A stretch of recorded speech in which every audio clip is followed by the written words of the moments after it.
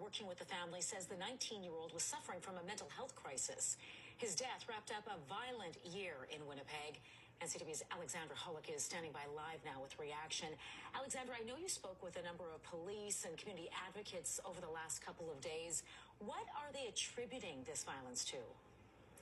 Well, they say there's been a steady increase over the last few years, and some say it's because of a lack of available resources.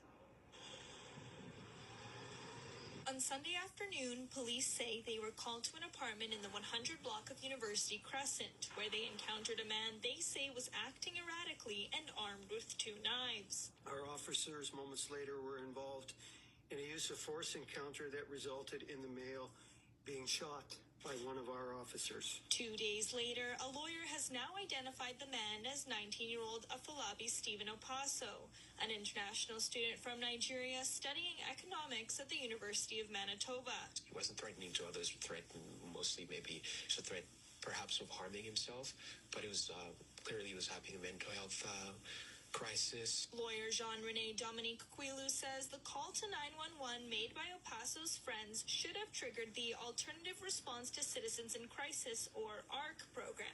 Winnipeg police tell CTV News the incident didn't meet the criteria for ARC because the officers couldn't ensure the situation was safe.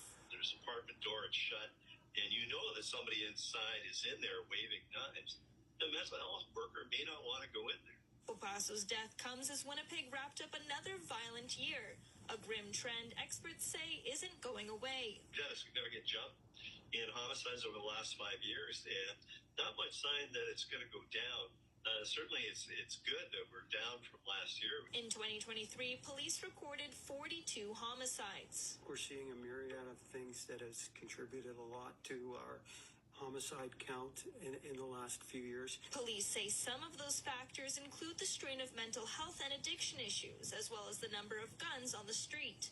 But advocates say more resources are needed to support communities in crisis. Pumping real money into the inner city for crime prevention programs till we start listening to the people who live there.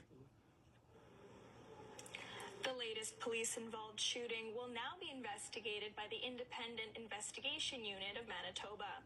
Alexandra, what else are police saying about this latest incident?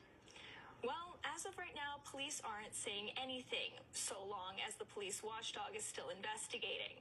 The family of the man says they hope the investigation lays out exactly what led up to the fatal shooting.